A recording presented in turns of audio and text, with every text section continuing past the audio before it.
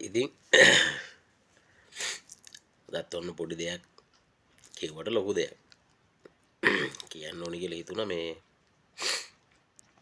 ඉන්නකොට ඉතින් මේව මතක් වෙනවා. ඉතින් එතකොට ඉතින් මේ කතා කරන්න කෙනෙකුත් නැහැ. ඉතින් මේ ඒකින් තමයි මේකට කියන්නේ. කවුරු හරි මේ බලාගෙන බලලා කවුරු හරි මොනවා හරි දෙයක් තේරුම් ගනී කියලා ඉතින් තමයි කියන්නේ. ඉතින් මම දන්නේ මේ දුක් ගොඩක් දවස් ගියාට පස්සේ මම දැක්කේ මේ මම දාපු එකකට දාලා තිබ්බේ මේ තැඹිලි ගෙඩිය සීන් එක දැක්කේ නැද්ද කියලා මගේ යාළුවෙක් මල්ලි කෙනෙක් දාලා තිබ්බා මේ තැඹිලි ගෙඩිය සීන් එක දැක්කේ නැද්ද කියලා. මට ඉතින් ඇත්තට ඒක ඔලුවට ආවේ නැහැ තැඹිලි ගෙඩිය සීන් එක කිව්වට මොකක්ද කියලා. පස්සේ ඉතින් මේ තව යාළුවෙක් කියලා තිබ්බා මගේ මැසෙන්ජර් එකට තැඹිලි ගෙඩිය සීන් එක. මමත් ඉතින් බැලුවා මොකක්ද කියලා බලන්න බෑ ඒක ඇත්තටම. මේ බැලුවා ඉතින් ඒ උනාට. මන් දන්නේ මිනිස්සු එච්චර මෝඩද කියලා. මට හිතා ගන්න බෑ. කියන්නේ මේ අපිත් ඉතින් ලොකුවට ඉගෙනගෙන එහෙම ඉන්න මිනිස්සු නෙමෙයිනේ. ඒ කියන්නේ සාමාන්‍ය දැනීමක් සාමාන්‍ය ඒ කියන්නේ දැන් ලංකාවේ ගත්තම ගොඩක් දැන් ගොඩක්ම ඉතින් එහෙම ඔය වගේ මට්ටමේ ඉන්න මිනිස්සු මං හිතන්නේ එච්චර ගොඩක් ඉන්නවයි කියලා. ඒ තියෙන ඔච්චර දෙයක් හිතා ගන්න බැරි මිනිස්සු ඉන්නවා දැන් ඔය ජෙරම්ටත් අහු වෙන කට්ටිය ඉන්නේ. මේ ඉතින් ඒ වගේ ලෙඩ හොඳ කරනවා කියලා කන් දෙක අල්ලලා කන් ඇහෙනවා. මේ කන් ඇහෙන්නේ නැති මිනිස්සෙක්ට කන් දෙක අල්ලලා එයාගේ කේතෙන් දෙවියන්ගේ නාමයෙන් කන් දෙක හොඳ කරනවා කිය. ඊයේ පෙරේද වීඩියෝ එකක් ගියේ. ඉතින් ජෙරම් කියන මනුස්සයාත් ඒ වගේ වැඩක් කරගෙන යනවා. ඉතින් ඒවා අපේ ප්‍රශ්න නැහැ. ඒගොල්ලෝගේ මාකටින් වැඩ. ඒවා ඉතින් ඒ කෙනාගේ විදියට ඒ තම තමන්ගේ හැකියාවෙන් තම තමන් කරන මාකටින් වැඩ ඒවෙවිල. ඉතින් මිනිස්සු දැනගන්න ඕන මේවා මොනවද කියලා. ඒ කියන්නේ එහෙම ලෙඩ හොඳ කරන්න පුළුවන්ද? එහෙම අපි ඉස්සෙල්ලම කන් දෙක හොඳ කරන එක. කන් දෙක හොඳ කරන එක ගත්තට පස්සේ සාමාන්‍යයෙන් කන් ඇහෙන්නේ නැති උපතින් කන් ඇහෙන්නේ නැති කට්ටිය ඉන්නවා. ඊට පස්සේ ටික කාලයක් ගිහිල්ලා කන් ඇහෙන්නේ නැති කට්ටිය ඉන්නවා. වයසට ගිහිල්ලා කන් ඇහෙන්නේ නැති කට්ටිය ඉන්නවා. වයසට ගියාම කන් ඇහෙන්නේ තියෙනවා. ඒවා එක එක ප්‍රශ්න තියෙනවා ස්ටෙප් බයි. එතකොට සාමාන්‍යයෙන් හොඳ කරන්න පුළුවන් කොහොමද? ඒතර ඩොක්ටර්ස්ලා මොනවද කරන්නේ? ඩොක්ටර්ස්ලාට ඒව කරන්න බැරිද? ඉතින් ඒව කරන්න බැරි හින්දා තමයි ඒව කරන්න පුළුවන් නම් සාමාන්‍යයෙන් ඩොක්ටර් කෙනෙක් ඇවිල්ලා ඒ වගේ දෙයක් කරන්න පුළුවන් කමක් තියාගෙන නොකර ඉන්න මිනිස්සෙක් වෙන්න බෑනේ. එහෙම කෙනෙක් නැහැ. ඩොක්ටර්ස්ලාට කරන්න පුළුවන් දෙයක් ඩොක්ටර්ස්ලා අනිවාර්යයෙන්ම කරනවා. හොස්පිටල් එකට ගියත් කොයි ඩිස්පෙන්සරි එකට ගියත් ප්‍රයිවට් හොස්පිටල් එකට ගියත් කොහෙට ගියත් එයාලට දෙන්න පුළුවන් උපරිම කැපැසිටි එක ඔල් වැඩේ කරනවා. බැරි දෙයක් බෑ ඉතින්.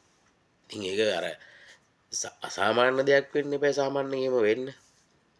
ඒ කියන්නේ සාමාන්‍ය 100ක් ගත්තම දැන් අපි හිතමුකෝ දැන් ඇස් කන්නාස සම්බන්ධ ඩොක්ටර් කෙනෙක් ලෙඩු 100ක් බලනවා. ඒ 100න් එක්කෙනෙක්ට හොඳ කරන්න පුළුවන් වෙන්න පුළුවන් ඩොක්ටර්. ඒ කියන්නේ ඩොක්ටර් දන්න ට්‍රීට්මන්ට් එක කරාම එක්කෙනෙක්ට හොඳ වෙන්න පුළුවන්. අනිත් 99ට හොඳ නැති වෙන්න පුළුවන්. ඒක සම්භාවිතාව. ඒක සාපේක්ෂයි. ඒක කිසි ගැටලුවක් නැහැ. හැබැයි ඩොක්ටර් කියනවා නම් එන 100ම හොඳ කරනවා කියලා.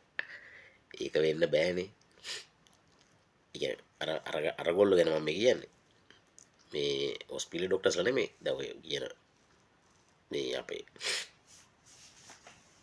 ජෙරම්ම කියමුකෝ ඉතින්. මේ ඒ වගේ තව තුන් මම දැක්ක තව ගෑනු කෙනෙකුත් ඒ වගේ කරනවා. ඉතින් මම දන්නේ මේ ආගමට ඒ මොකක්ද ආගම කියලා මම දන්නේ නැහැ ඇත්තටම. මං හිතන්නේ රියල් ඔරිජිනල් ක්‍රිස්තියන් කැතලික් එහෙම වෙන්න මම දන්නේ මොකක්ද ඒක කියලා. මේ කියන්නේ අපේ යාළුවෝ ඉන්නවා අපි ඒගොල්ලෙන් අහලා බලනකොට ඒගොල්ලෝ එක දේව තියෙනවනේ. දැන් අපි බුද්ධ ආගම නම් බුද්ධ ආගමේ තියෙනවනේ ඔනිකාය තුනක් ඒ වගේ එකෙත් ඇතිනේ මොනවා හරි මම එච්චර ලොකුවට ඒව නම් දන්නේ නැහැ. ඒතකොට ඒවයි මගේ යාළුවොත් එක්ක කිව්වට කතා කරලා ඒගොල්ලෝ ඒව සමහරව රැට ගණන් ගන්න කට්ටිය ඉන්නවා. මාලා කරේ දාන් ඒවා වෙනම විස්තර ඒවයි තියෙනවනේ.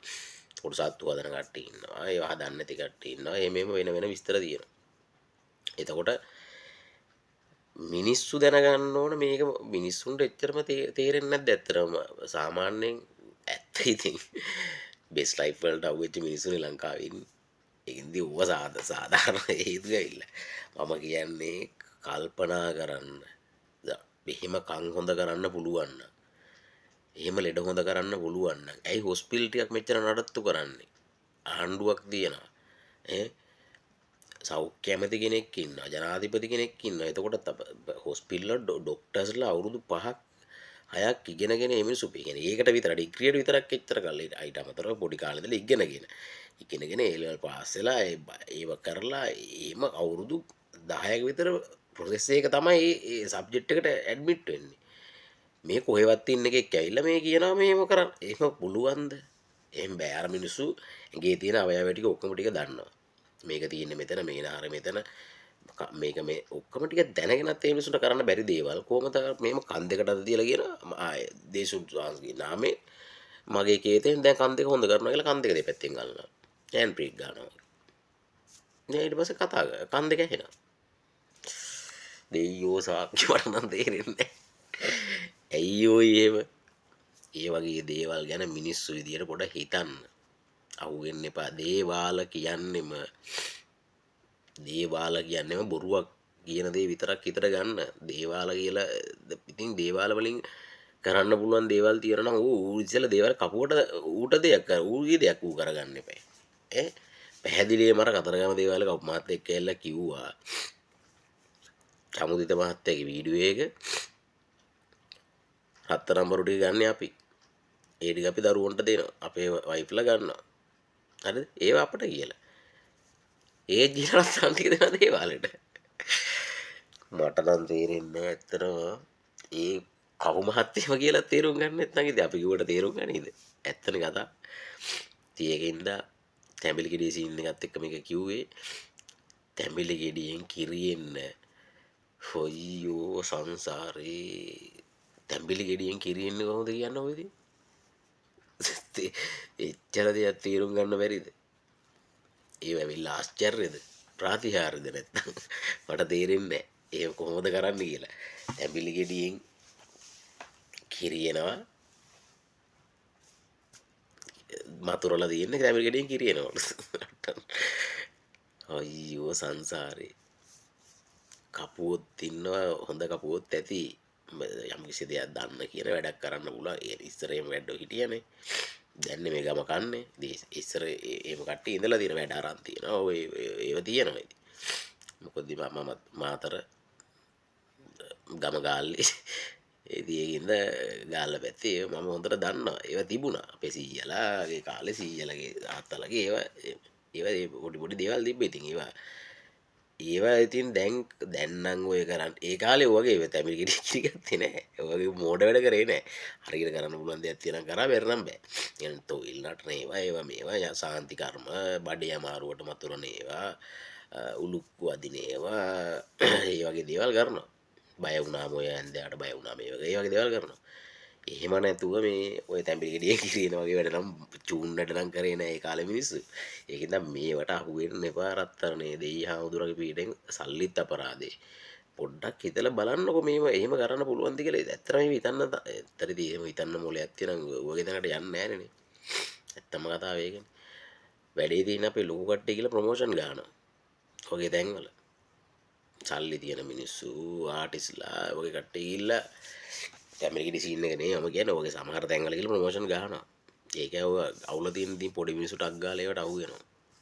වගකීමක් ගන්නවා. එතකොට අර රයිට් එහෙම කරා කියලා. ඒකයි අවුල. පව් ඉතින් අතර එහෙම කරන්න එපා. ඔයගේ බොරු වැඩ කරලා සල්ලි හම්බ කරලා කොහොමත් කවදාවත් දිනුවක් ලබන්න බෑ. ඒ මිනිස්සෙටත්.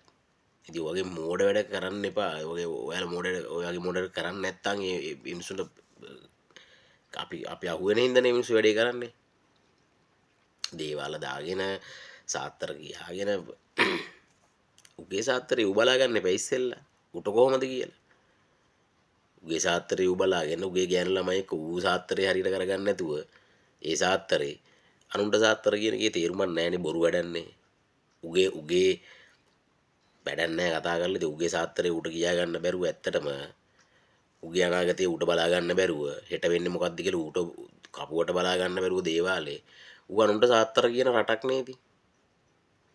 උගේ සාත්තරේ ඌට කියා ගන්න බෑ. ඌට හෙට වෙන්නේ මොකද්ද වෙන්නේ කියලා. ඌ අනුන්ට සාත්තර කියනවා. ඒකින්ද ඕවට අහු වෙන්න එපා. ඇත්තටම බොරු වැඩ අවංකවම. එහෙනම් ජය වේවා. ඔබට සූබ වේවා දවස ජය වේවා